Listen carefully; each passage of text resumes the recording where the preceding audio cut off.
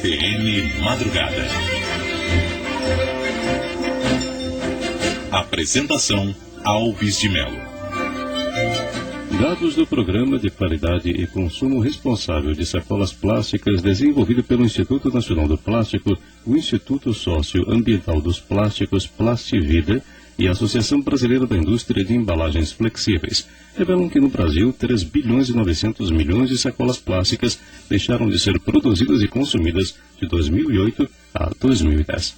E este é um dos assuntos em destaque agora aqui na CBN.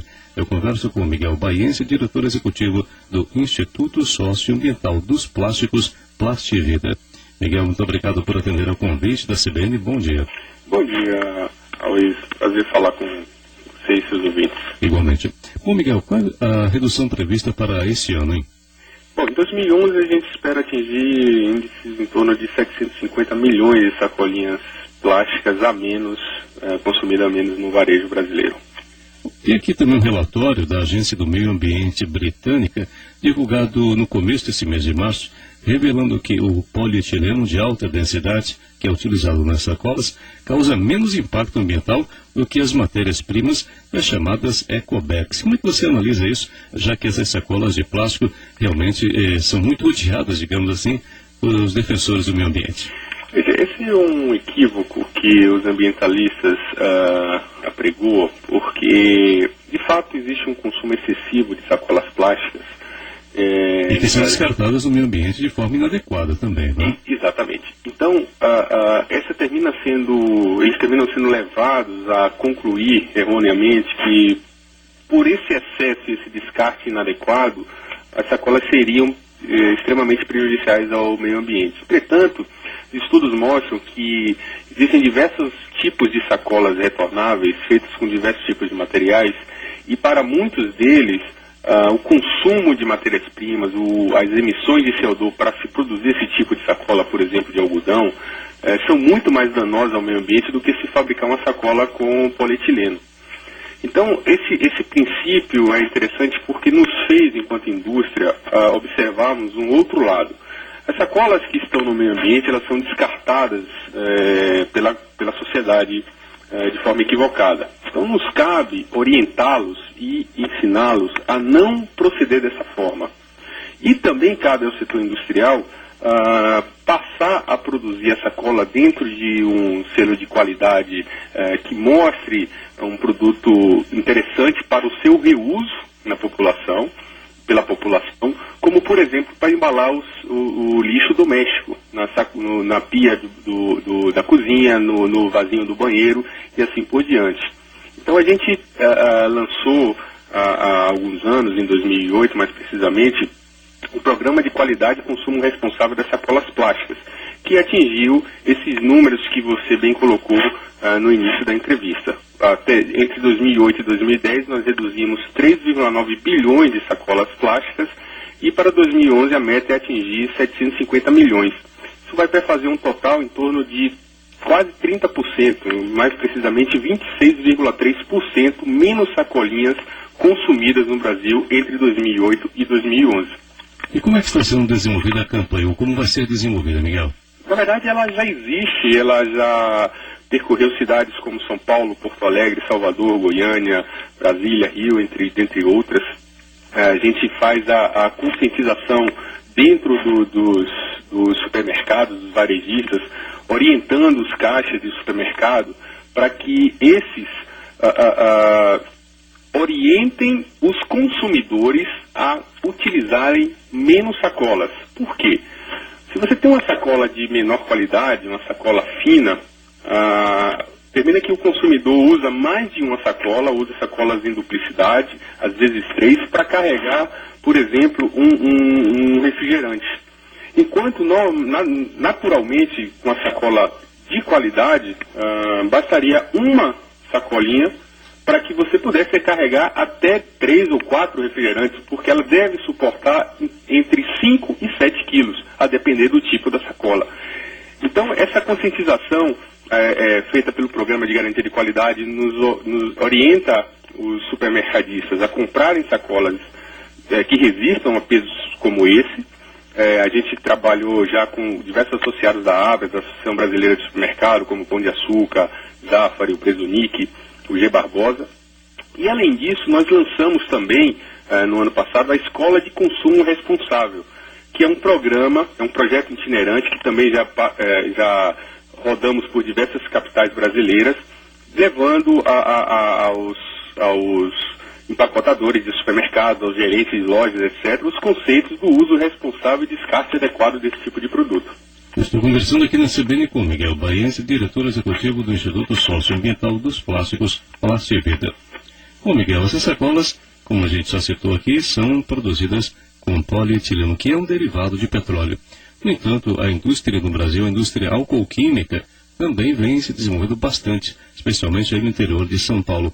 E que haja novidade de desenvolvimento em materiais que possam, por exemplo, substituir o polietileno com a mesma vantagem, até com vantagens superiores em termos de resistência, mas que também facilite o descarte e também não acabe provocando tantos problemas como vem acontecendo no Brasil pelos fatores que nós já citamos aqui. Bom, se a gente pegar esse estudo que foi citado nos Estados Unidos, na Inglaterra, no Reino Unido, a gente vai observar que o uso do polietileno, mesmo tendo ele o petróleo como fonte de recurso, de matéria-prima, é muito menos impactante ao meio ambiente do que, por exemplo, o uso de algodão ou de outros materiais. Por exemplo, se emite menos CO2 na fabricação de uma sacola de polietileno, por exemplo. E o CO2 que é um grande problema do efeito estufa. Então, antes da gente pensar em substituição ao polietileno, já que esse estudo comprova que é um produto de alta qualidade do ponto de vista ambiental, a gente pode pensar e se desenvolver tecnologicamente para substituir, por exemplo, a matéria-prima a partir do petróleo. E hoje no Brasil já existem empresas que fabricam polietileno a partir da cana-de-açúcar, um recurso renovável na natureza. Então isso termina elevando ainda mais o patamar de segurança ambiental, digamos assim, do polietileno para a produção, seja de sacolinhas, seja de peças para automóveis ou outro tipo de material onde o polietileno é utilizado. E na Europa, mais especificamente em Portugal, Miguel, os supermercados desenvolvem uma campanha também interessante. Incentivam as pessoas a reutilizarem a sacola plástica e, no caso de você necessitar realmente dessa sacola novamente, vai pagar €1. Como é que você vê isso, hein? A gente pensa da seguinte forma. Há 2 anos aproximadamente, nós realizamos uma pesquisa juntamente com o IBOP. E a gente constatou nessa pesquisa que praticamente 100% das donas de casa reutilizam as sacolinhas de supermercado tradicionais que nós temos no país. Elas reutilizam principalmente, como eu falei anteriormente, para coleta de lixo. Lixo, né? Que é até um problema, é uma solução muito interessante para um problema que é o descarte de lixo. O problema é que muitas vezes não há coleta de lixo adequada no Brasil e as sacolas acabam indo parar nos córregos e rios, né? Esse é um problema toda essa questão em volta, nós entendemos que é um problema tripartite, em que não só a indústria deve fazer o seu papel como estamos fazendo através desse programa, mas o poder público também, garantindo a coleta, inclusive seletiva, até porque agora a Política Nacional de Resíduos Sólidos vai obrigar os municípios a terem planos de coleta seletiva e também de educação da população.